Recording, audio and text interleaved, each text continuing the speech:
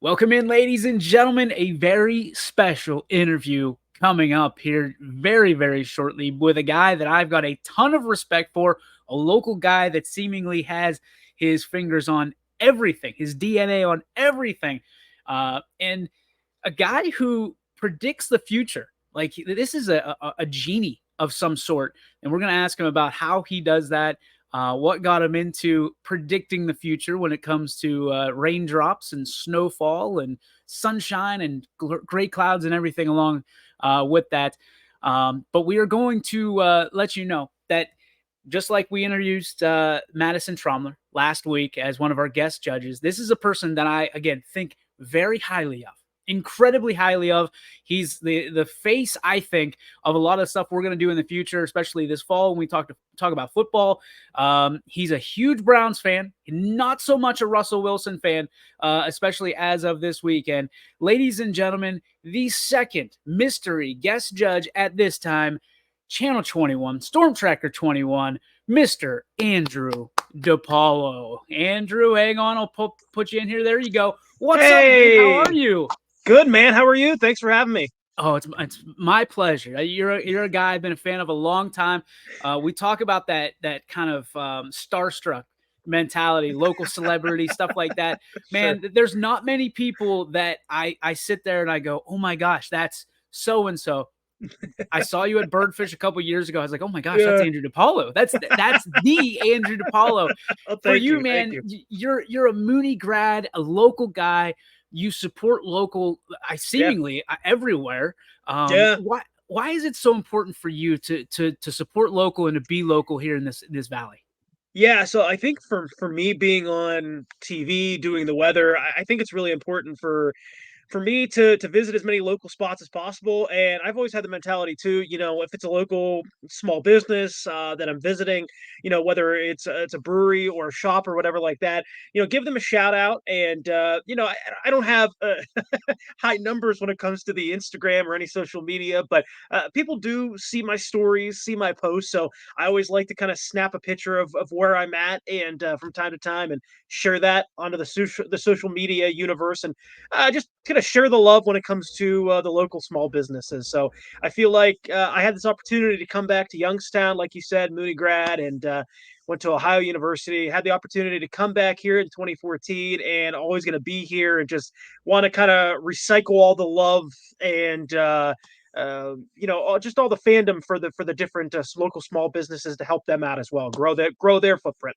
It's wild to see Yeah, your success, man. I mean, and it's thank you. well You deserved. as I well. mean, oh, thank you. I appreciate that. Mhm. But I mean, I'm nobody. I'm just a sports schlub. You're the guy. As we talked to Madison. I mean, you're the true journalist. You're doing the jobs of the heroes. But listen, man, I got as a guy who everybody asks, hey, March Madness right now, who's going to Mhm. win it? I have no idea. But Yeah. you do this on a daily basis. You're trying to get people prepped and ready to go, and you take so much heat Uh, if you even tell them, "Hey, take an umbrella, but there's a chance it might be right. sunny." Like to the life of a meteorologist, walk me through that from a standpoint of the heckling that you get on a regular Uh, basis. yeah, usually it's for the most part, it's kind of just all fun, love, which is nice. And people come up to me all the time and talk to, oh yeah, you call for this and that sort of thing. And it's all fun. But there's a meme going around. I'll probably post it in the next 24 hours. Something to the effect of when your bracket busts this March, think about the meteorologist. Our job is pretty hard. If if you think making a bracket's tough, imagine what we do. But yeah, I'm in the process of making the forecast here. I've got a sheet with a bunch of different computer models and everything like that. I write down a variety of information from cloud cover to temperatures to precipitation. I'm looking at wind right now for Wednesday, wind gusts for Wednesday. So kind of the basics: temperature, precipitation, cloud cover, and then everything in between, because we want to communicate as much information as we possibly can to people out there. If it's going to be windy, let you know if it's going to be windy. If there's a 20-degree wind chill on Tuesday morning, yeah, you got to make sure the kids bundle up, even though it's Mhm. March. Make sure they're keeping that jacket and those hats and gloves handy. So we look at a variety of different data and information, and on top of that, look at what happened last 24 hours and look at what's happening right now, because observations are actually a really key part, and current observations are a really key part in helping us forecast. We call it nowcasting, using the current observations to help us kind of plug and play moving forward with our forecast. I'm really interested in this next part because you went to school obviously for journalism, and I'm guessing you went back and got something for a meteorology degree, right? Actually, a bachelor's of science in meteorology. Okay, okay. Yeah. So did Mhm. you went specifically for meteorology or did you go Correct. for journalism? So I went specifically for meteorology when I started at Ohio. There's only two schools in Ohio that offer a meteorology degree: Ohio State and Ohio University. Loved Ohio University's campus. Nothing gets Ohio State. My wife went to Ohio State, but nothing gets Ohio State. Just fell in love with Athens, and my first days on campus, of course, coming from Youngstown, were a bit overwhelming. But I had a background in speech and debate at Cardinal Mooney, and I was going to get into that at Ohio University as well. And we have a student-run broadcast at Ohio University through WUB. It's actually the PBS affiliate down there, right in Athens, right on campus. And my parents really encouraged me to try out for the student-run broadcast and do weather. So the first semester was like your training, and Yeah. then you try out at the end of the semester. I made it, and then the rest of the time I was on WUB. That was essentially an internship in itself. I didn't really need an internship. That was just practice, just continually honing in on my craft, which was essential to my success moving forward. You mentioned the speech and debate team at Mooney. Yeah. Obviously, from your standpoint, most people just see you as a meteorologist. You know, they see you on the broadcast during the day, and that's your niche, right? Same way Mhm. as sports. Like I don't do anything outside of sports, apparently, to most people. But you, my friend, are a huge sports nut. Love the Oh yeah. Cleveland Browns. Mhm. Why is sports so important to you in your life, and obviously getting you involved in this All Star game? Because I recognized your sports and how much you Yeah. love it, and you're always on talking about the Browns and stuff like Yeah. that, and ripping on Russell Wilson. But it's one of those things, man. Like what does sports mean to you? Yeah, hold on, DJ. I think Justin Fields is a good pickup. I'm gonna say that. I think Justin Fields is a good pickup, man. That's all I'm saying. Like, I don't know. I don't something with me and Russell Wilson. I just don't like. My father-in-law is a big Steelers fan. I don't know. I don't. But anyway, that's a story for another day. He might work out. But why do I love sports? To your question, Yeah, you know what? I think it's just being from Youngstown and having that like football mentality ingrained in you from such an early age. sure. I'll never forget, like, my dad and I in '99 went to the first preseason game when the Browns came back. I still have the poster framed in my basement. It was a promotional poster, and you could see the AstroTurf that they had, and I think Winston was a advertisement at the time in Cleveland Brown Stadium, Wow. which dates me a little bit. But I remember going to the first Browns game, and I was so young when the Browns left. I was 9 in '99 when they came back. But I just think it was just the Browns, and I love the Guardians. I love the Cavaliers. They're playing some really great basketball. But for me, it's just the Browns, and even Youngstown State Penguin football, just that was ingrained in such an early age. It's really part of my DNA, and it's just something every year we look forward to, right? No, I'm with you from that Yeah, standpoint. Being that you're a forecaster and you're yeah, going to be a judge in the slam dunk contest, right. what are you predicting? What are you forecasting with some of these youngsters, being able to levitate and put it down? I would join them, but you would need to lower the hoop to like 8 feet. So, Well, I'm at 6 foot, so I mean, that's all right. You still got 2 feet right, on me. right. You know what I'm looking for? Just like some technique. I don't know how crazy we're gonna get with the creativity in high school. I might be wrong. I don't know. Haven't watched a whole lot of high school basketball. DJ, Yeah, you can chime in here. But sure. I'm looking for just like the physicality, right? I Yeah. mean, if they can execute a really clean dunk, and even if they put a little style on that, that's gonna be really impressive to me. You're just looking to be entertained is what I'm hearing. Right. Yeah, I mean, I realize we're not gonna get a trampoline out and jump over a mascot or anything like that. Nobody's jumping over a car or anything like that crazy, but, maybe just, like, the pure strength and physicality of some of these guys, that can kinda throw down a little bit. Yeah, maybe if they kinda add a little, zinger zanger style to it, that'd be great as well. I love it, dude. One of Yep, the things that I admire about you most is you've kind of grown up. Your adulthood has been kind of in the spotlight, right? Because when you're on TV, everybody wants to know like who you are off the air, and you've been able to get married, get engaged, and then yep, of course you welcomed a new bundle of joy here lately. yeah. What has that been like for you to be able to invite the entire Mahoning Valley into your life?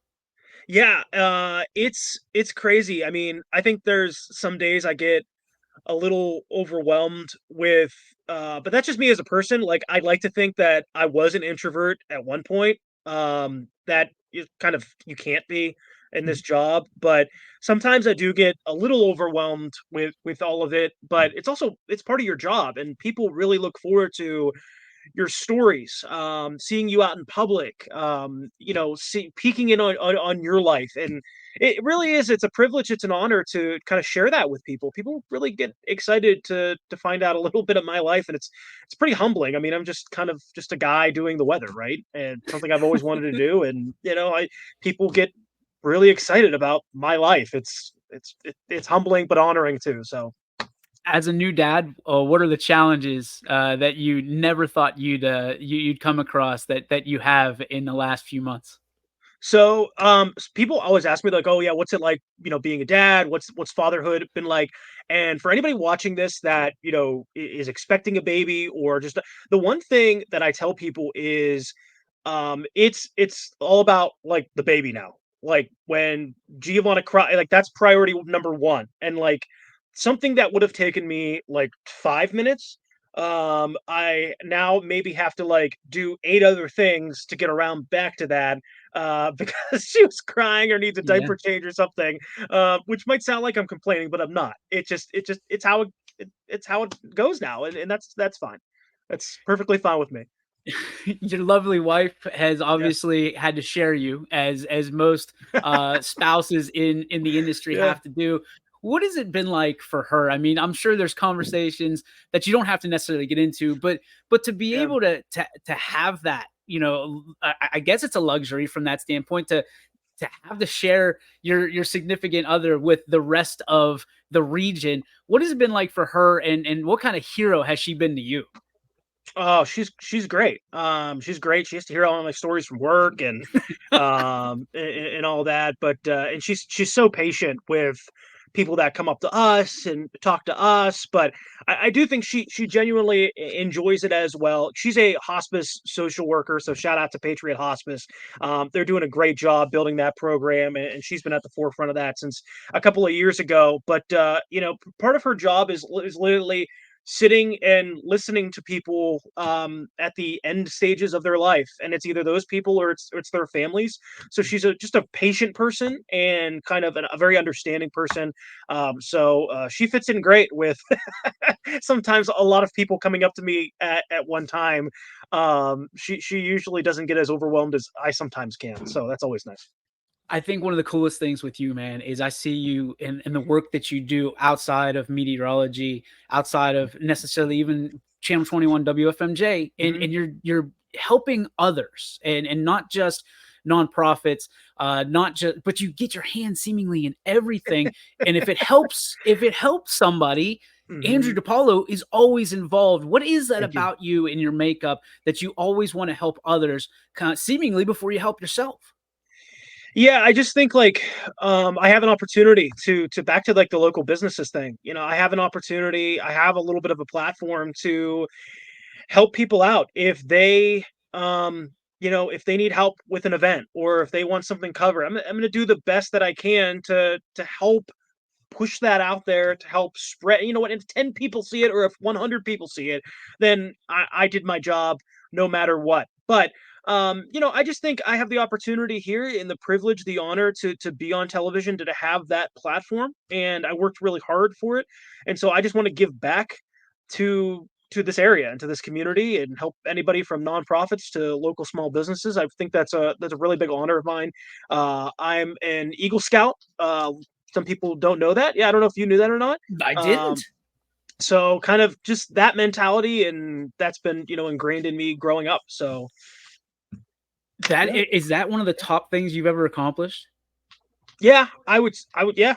I mean, it's extremely difficult. I mean, it's a multi-year thing. I mean, you're talking about Cub Scouts. You're I don't know what I think I came in like the first grade. It started Cub Scouts, and you end at the age of 18. So I mean, it's a whatever however many year process. And the Eagle Scout project itself is probably one of the toughest things I've ever done. I mean, it's a multi-week process. You raise funds. Um, People that have never looked into it, look into it. It's extremely impressive no matter what people do. They have to raise these funds, they have to get volunteers, usually people in your troop. You kind of, egg them on with, free breakfast or whatever like that. But you're getting them there, you're organizing stuff, and you're doing this all at 18 years old. You're not doing this at 33, as a grown adult like myself. I'm not going to go out. I mean, if I did that now, it'd be impressive. But at 18 years old, it's kind of leaps and bounds above what I can do now, just because of the age factor. One of the things that I always wonder is in this industry, it's competitive more than people realize. Yeah. The competitiveness of it, and obviously, sports is a way to kind of grow and cut your teeth, so to speak, in being competitive. For you, what helped you be competitive, and what are some of the toughest things that you had to compete for in order to become who you are today? So I think the toughest thing was you just always have to put your head down and keep working and keep grinding, and it's gonna suck some days. Some weeks are gonna be not great, but at the end of the day, I think people respect hard workers, and that's something that I've always done. I'm not somebody that calls off sick unless I'm, on my deathbed for Yeah. sick, unless Yep. I'm really sick. I'm coming into work grinding and doing what I need to do, and I'm always learning every day. I learn something new literally every day, but it's just continually working hard and learning and making sure that, like, I'll be on my drive home now and I'll be like, how can I communicate what the forecast was better tomorrow? How can I say what I said today? How can I make sure that the tiniest detail is communicated in a way that so you're fully prepared for the forecast? And I think it was just the combination of continually working hard and um, honing in on my craft that allowed me to kind of get to where I'm at on this noon and 5 o'clock shift. And I got a great group of anchors on the noon, and Lindsay's great on the five. And you talk to her all the time. You're going to be in today, right? Today, yep. Yeah, yeah. So she's outstanding. Number one 5 o'clock broadcast in the Valley now. So, I like to think. Thank you. Yeah, I like to think we're a pretty good combination. And I just do the weather and have a story from time to time. And she does a lot of great work as well. Oh, I mean, Yeah. listen, I know you're modest, but you are the goat, man. There's meteorologists and there's meteorologoats, and you are in that Nice, second thing, man. nice. Thank you. For you, I mean, we talk to these student athletes all the time, and Yeah. we ask them who their role models are, who made them who they are today. For you, who are your role models? Mm. Who were the people that were able to put you in positions to succeed like you are today? Yeah, that's a really good question. I think for meteorology wise, I have so much respect for our chief here, Eric. I learned a Mhm. lot from him. I still do. And but I mean, before coming back home and getting this job, I had an internship at WSYX, which is the ABC and Fox affiliate in Columbus. And I interned with a guy who was the chief there at the time. His name's Bill Kelly. He's in Philadelphia now. And he made meteorology fun. And that was the first time that it went from a rigid science to communicating just in it being fun. And it opened up another dimension for me when it came to broadcast meteorology. He took something and made it so fun, but communicated it so properly. And I mean, he was just a wizard on the air. I mean, it was just mind blowing to watch him do what he did seamlessly. And I model a lot of, especially early on, my style and everything on him, how he does that. But I've got my own flow and style, and I just got to go with it. But my speech and debate background, you know, it's interesting. I tell the story often.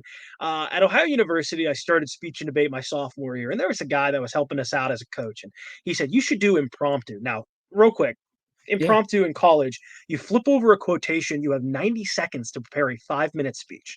Okay. So it's pretty wild. And I said, I don't want to do that. And he said, Andrew, I know you barely know me, but trust me, impromptu in college is going to help you down the road. And it did. I mean, just honing in on the ad libbing. We don't have a prompter in front of us. A lot of people think, Yeah. well, you might have a teleprompter and read a script. There's no script. We're ad libbing like I am right now.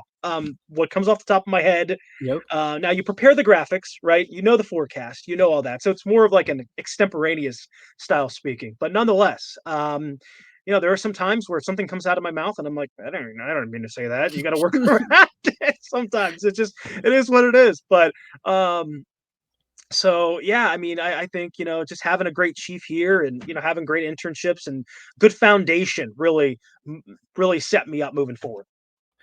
Dude, I tried it at the Canfield Fair when I was little. I that was it. That was the Yeah. beginning, the end of my meteorologist days.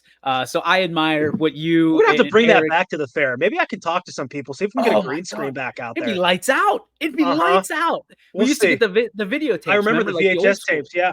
Mhm. I still have it. It was on. I mean, every year, once a year, it's me and my sister that we're sharing it with that other Nice. network. So I Nice. get in Yeah, trouble. I get a little bit of look for that for doing that. But it's uh, alright. Yeah. dude, I can't thank you enough. We're so looking Mhm, forward to all the things we're gonna do moving forward. This great partnership with WFMJ and YSN. But my friend, I am so excited to mhm. see you this Sunday, March 24th at the YSN All-Star Game, guest slam dunk competition, and or guest slam dunk judge. And then of Yeah, yeah, course, like I said, you gotta lower that hoop if you want me to dunk it all. hey, There's listen, I can make I can make it happen. We just and then like future, we're looking to do some celebrity basketball yeah, games. You're definitely gonna be in on, I'm I'm gonna sure. So have to it's gonna be what's that movie, Along Came Polly, where, right Seymour there. Hoffman. Yeah, yeah, yeah. Rainmaker. I love it. I love it. My Make it wife rain. Yeah. my wife is over the moon every day. I think I've told you before, every day when you pop up, she says, "Hello, Andrew." Nice. But thanks for being part of this. Yeah. Thanks for being a great role model for the Valley Oh, and thank you. meteorologic goat of Thanks, man. WFMJ, man. Thank you so much, Andrew. We're looking forward to seeing you very soon, brother.